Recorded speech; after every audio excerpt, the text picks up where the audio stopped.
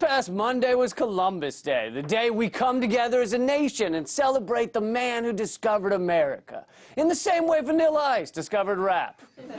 Meaning it was long established by non-white people, but when a white person got involved, that really made it legit. In fact, it was too legit to quit. For those of you at home right now, the studio audience is trying to figure out if I know I crossed my Vanilla Ice reference with my MC Hammer reference, or whether I'm just that dumb. And by the looks of things, most are settling on just that dumb.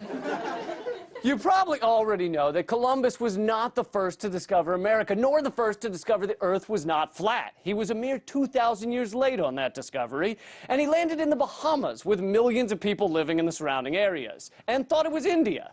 So he wasn't the first to discover America. He was, in fact, the last to discover America.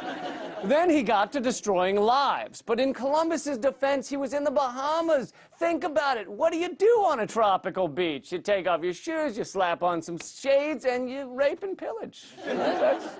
Oh, surely, stories of murdering the indigenous people. You got that from some leftist historian writing hundreds of years afterwards who has no idea what he's talking about. True, fair enough. That leftist historian's name was Christopher Columbus.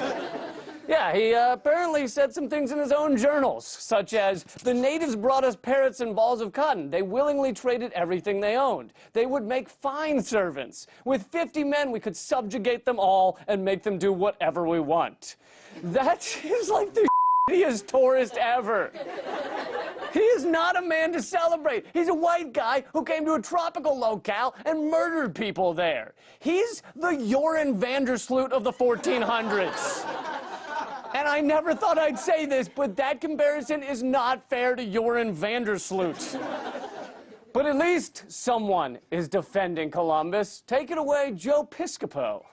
We came to this country as Italians. We learned the language. We learned the language. We learned the laws. We became Americans. The opposite of what Columbus did. He didn't learn the language or the laws. It's politically correct now to say all indigenous people who are trampled on by the likes of Columbus. Yes, it's politically correct. It's also factually correct and historically correct and correct. It's all the kinds of correct, Neil. Sometimes politically correct things got that way because they should be that way. It's become politically correct for me to not wear my Klan hood in mixed company. Can you believe these hippies? Who slaughtered more Native Americans? It was America before any of our time. Wait, are we talking about the same Columbus? We're talking about the one before any of our time, right?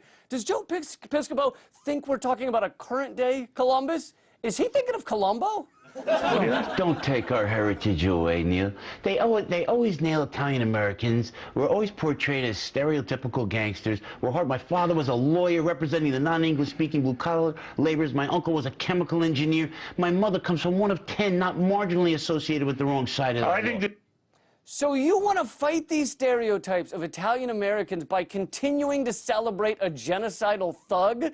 That's like saying we should respect disabled people by giving a holiday to Dr. Strangelove. And Columbus Day stands out, of course, as the only ridiculous holiday we celebrate here in the U.S. The others are respectable, like the day when a fat man breaks into our houses and steals cookies in exchange for trinkets made by prison laborers in China. Or my favorite holiday growing up in Richmond, Virginia, Lee Jackson King Day. I'm not making this up. The day when we celebrated the lives of Stonewall Jackson, Robert E. Lee, and Martin Luther King Jr. Two men who fought valiantly during the Civil War to ensure their God-given right to own people, and Martin Luther King Jr. One of these things is not like the other things. But of all these weird days, none of them celebrates a true slaughter-happy freak like Columbus Day. I support changing it to Indigenous Peoples Day because it would be nice to see the Native people finally take something from a white guy.